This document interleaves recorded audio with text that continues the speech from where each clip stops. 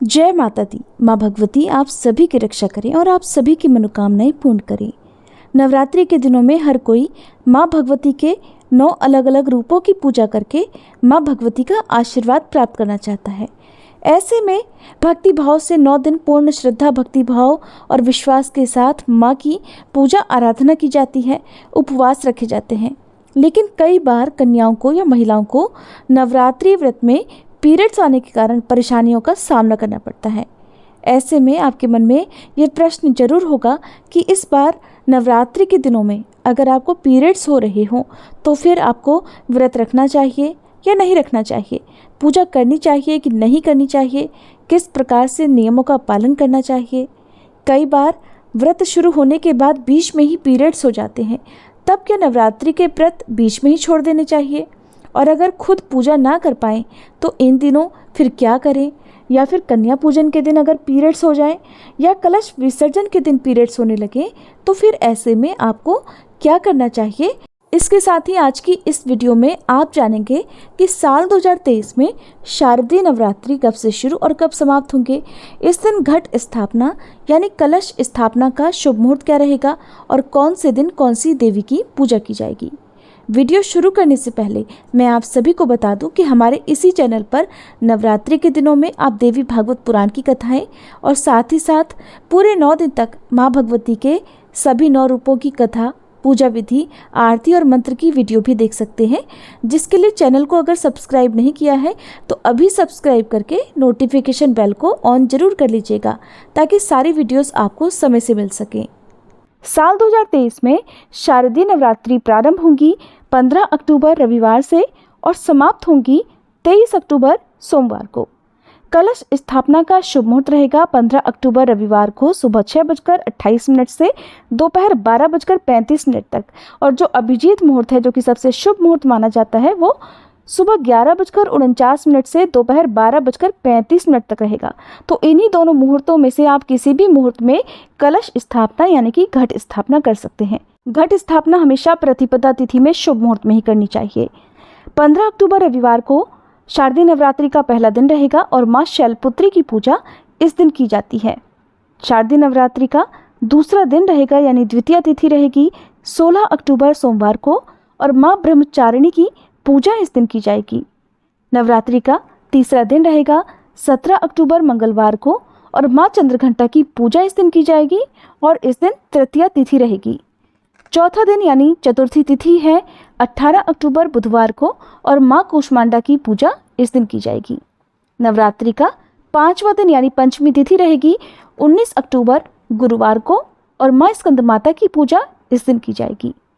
नवरात्रि का छठा दिन यानी षष्ठी तिथि है 20 अक्टूबर शुक्रवार को और माँ कात्यायनी की पूजा आज के दिन की जाती है।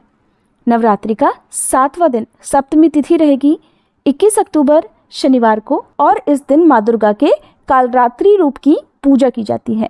अष्टमी तिथि यानी नवरात्रि का 8वां दिन रहेगा 22 अक्टूबर रविवार को और इस दिन माँ महागौरी की पूजा की जाएगी। नवमी तिथि यानी 9वां दिन रहेगा 23 अक्टूबर सोमवार को और इस दिन माँ सिद्धिदात्री की पूजा की जाएगी।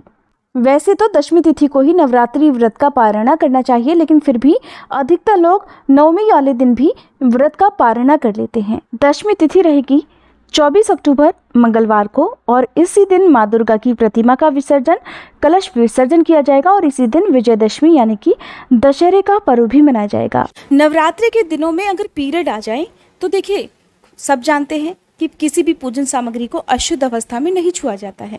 तो आप ऐसे में नवरात्रि के दिनों में केवल मानसिक पूजा कर सकते हैं, यानी कि मन से ही देवी माँ की पूजा कर सकते हैं। आप सुबह शाम स्नान करें, साफ स्वच्छ वस्त्र भी धारण करें, बस आपको किसी भी पूजन सामग्री को नहीं छूना है, किसी मूर्ति को नहीं छूना है। और क्योंकि शिव महापुराण में भी इस बात को आप अच्छे से सुन सकते हैं, जो कि ये भी हाल ही में हमने इसी चैनल पर आपको शिव महापुराण कथा सुनाई थी, उसमें स्वयं भगवान कहते हैं कि अगर कोई व्यक्ति खुद स्नान करने में समर्थ नहीं है, खुद से पूजा पाठ करने में समर्थ नहीं है, तो बिना स्नान किए भी आप अपने मन में स्नान का भाव करके कि आपने मन से स्नान कर लिया और मन में ही आप हर उस वस्तु का ध्यान करें जो जो आप अपने आराध्य देवी देवता को अर्पण करना चाहते हैं। इस प्रकार से की गई पूजा मानसिक पूजा कहलाती है। तो आप इंटरनेट पर सारी विधि देख सकते हैं, आराम से कथा भी पढ़ या सुन सकते हैं। दुर्गा सप्तशती के पाठ, पूरे 9 दिन की कथाएं, पूजा विधि और आरती की मंत्रों की सारी जानकारी आपको लगातार 9 दिन तक हमारे चैनल पर भी मिलती रहेगी। आप चाहें तो हमारे चैनल पर या जिस भी चैनल को आप फॉलो करते हैं वहाँ पर जाकर आप इन कथाओं को, इन सब चीज़ों को देख सकते हैं। तो देखिए, आप नवरात्रि के 9 दिनों में यदि आपको पीरियड होते हैं तो आप मानसिक पूजा जरूर करें, व्रत ना छोड़ें, मन से ही आप सारी पूजा करें। कहते हैं अगर सच्चे मन से हम पूजा करते हैं, हमारे पास सामग्रियों का अभाव होता है तो अभाव जरूर होता है, लेकिन अगर हमारे भाव सच्चे हैं और हमारे भावों में किसी प्रकार की कोई कमी नहीं है तो माता रानी हमारी पूजा को या इस प्रकार के उपवास को जरूर स्वीकार करती है। तो मन में किसी प्रकार का वहम ना रखें कि आपने खुद से पूजा नहीं की है, आपको मन में बुरा नहीं लगना चाहिए। पीरियड्स की स्थिति में आप अपने ही परिवार के किसी भी सदस्य से, चाहे वो कन्या हो, कोई पुरुष हो या आपके घर में माता बहन हो, उनसे आप पूजा करवा सकते हैं। कई बार हम अकेले बाहर रहते हैं तो घर परिवार का कोई सदस्य साथ में नहीं होता है, ऐसे में आप आसपास के लोगों से भी अपने घर में माता रानी की पूजा करवा सकते हैं। जो लोग भी नवरात्रि के उपवास हर साल रखते हैं तो उनके लिए मैं एक बात बता दूं कि अगर आपको इस नवरात्रि पहले दिन से ही पीरियड हो जाते हैं तो भी आपको ये व्रत रखना चाहिए, अधूरे नहीं छोड़ने चाहिए। जितने भी व्रतों का आपने संकल्प लिया है, जैसे कुछ लोग साल का या कुछ लोग 5 साल या 7 साल के उपवास रखने का ऐसा संकल्प लेते हैं, कुछ आजीवन रखते हैं, तो उस तरह से आपको पालन करना है, आपको व्रत रखने हैं। लेकिन जो भी महिलाएं, जो भी कन्याएं इस व्रत को पहली बार प्रारंभ करना चाहती हों और अगर आपको व्रत के पहले दिन से ही पीरियड हो जाते हैं तो फिर ऐसी स्थिति में आपको व्रत प्रारंभ नहीं करने चाहिए, क्योंकि व्रत हमेशा शुभ और हमेशा शुद्ध स्थिति में ही प्रारंभ किए जाते हैं, तभी वो व्रत मान्य होते हैं। इसलिए आपको इस बात का ध्यान रखना है। अगर अष्टमी या नौमी तिथि के दिन आपको पीरियड्स हो जाते हैं तो भी ऐसी स्थिति में आप अपने ही परिवार के किसी अन्य सदस्य से माता रानी को भोग लगाकर, आपके यहाँ चाहे अष्टमी पूजन होता हो या नौमी पूजन होता हो तो कन्या पूजन भी आप किसी और से आराम से करवा सकते हैं। उन्हीं के हाथों से आप विसर्जन भी करवा सकते हैं।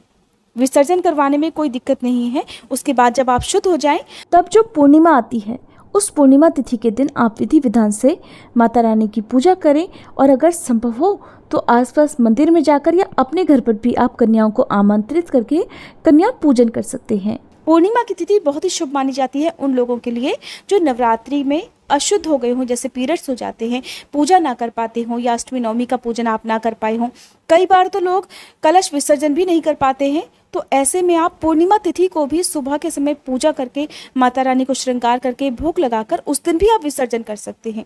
जो चौकी हटाई जाती है वो उस दिन भी आप कर सकते हैं। अगर आप अष्टमी नवमी तिथि के दिन अशुद्ध हैं, आपके घर परिवार में या आपके आसपास कोई भी आपके हिस्से की पूजा या विसर्जन करने वाला यदि नहीं मिलता है तब, तो पूर्णिमा तिथि के दिन आप चाहें तो कन्याओं को भोजन करा सकते हैं। कन्या के साथ में एक बटुक भैरव की पूजा जरूर करें। और अगर आप ऐसा नहीं कर पाते हैं तो मंदिर में, जो माता रानी का मंदिर होता है, वहाँ पर 9 कन्याओं और एक बटुक भैरव के जो भी पूजन में सामग्री लगती हो, चाहे वो आप सामग्री दान में दे दें या दक्षिणा वगैरह आप दान में दे सकते हैं।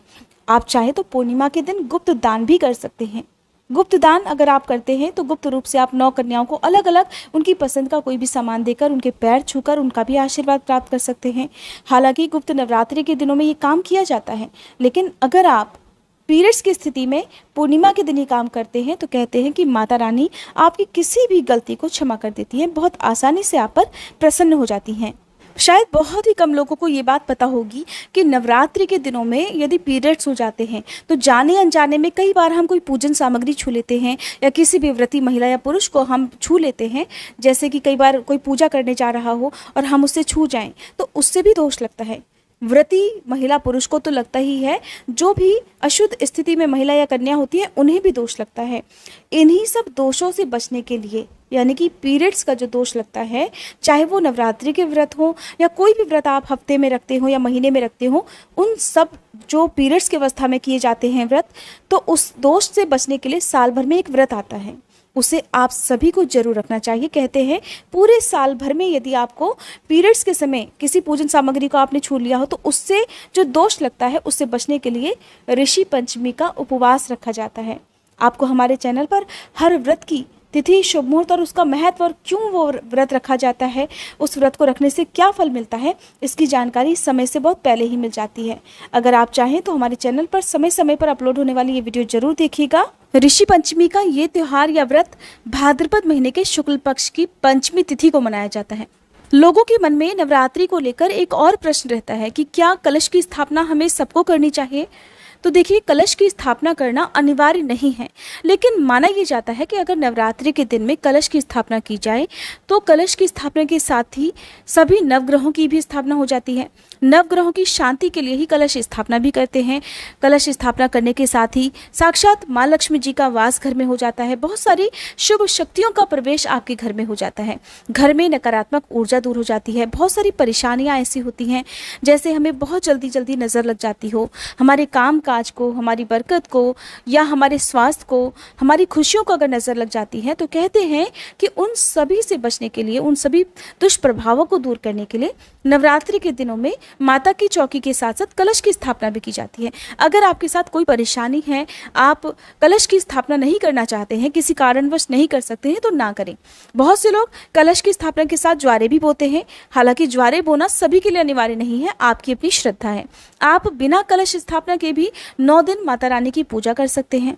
अखंड ज्योत जलाने को लेकर भी यही नियम है। हालांकि अखंड ज्योत पूरे 9 दिन तक ही जलाई जाती है, लेकिन जिनको बहुत ज़्यादा मन हो अखंड ज्योत जलाने का, किसी कारणवश आप पूरे 9 दिन तक ना भी जला पाए, तो आप केवल 24 घंटे भी अखंड ज्योत जला सकते हैं। जैसे पहले दिन अगर आप संकल्प लेते हैं कि आप केवल 24 घंटे अखंड ज्योत जला सकते हैं, उसके बाद आप नॉर्मल तरीके से सुबह शाम ही ज्योत जलाएंगे, तो आप क्या करेंगे कि पहले दिन जब आप कलश की स्थापना करते हैं उस समय आप अखंड ज्योत जला लें। उसमें घी वगैरह जो भी आप यूज़ करते हैं वो इतना डालें या बीच बीच में डालते रहें, ताकि वो 24 घंटे तक, यानी कि अगले दिन जो आप पूजा करेंगे माता ब्रह्मचारिणी की, उस समय तक वो ज्योत जले। सुबह की पूजा आप आराम से कर लें, उसके बाद वो ज्योत अपने आप ही शांत हो जाए। तो इस तरह से आपको अखंड ज्योत जो है 24 घंटे के लिए भी जलाने का समय मिल जाएगा। और उसके बाद आप नॉर्मल तरीके से जो सुबह और शाम ज्योत जलाते हैं वो आप जला सकते हैं। ऐसा इसलिए क्योंकि अखंड ज्योत जलाने का बहुत सारा नियम है, बहुत सारी सावधानियाँ बरतनी होती हैं। और नवरात्रि के पूरे 9 दिन में जो भी उपवास रखते हैं उन्हें अपने घर का दरवाज़ा बंद करके बाहर नहीं जाना चाहिए। आपके घर में कोई ना कोई सदस्य माता रानी के साथ होना चाहिए। उम्मीद है आज की इस वीडियो में आपको पीरियड से संबंधित सभी जानकारी मिल गई होगी। अगर आपका कोई प्रश्न हो तो आप कमेंट बॉक्स में पूछ सकते हैं। जानकारी अगर अच्छी लगी हो तो वीडियो को लाइक ज़रूर कीजिएगा।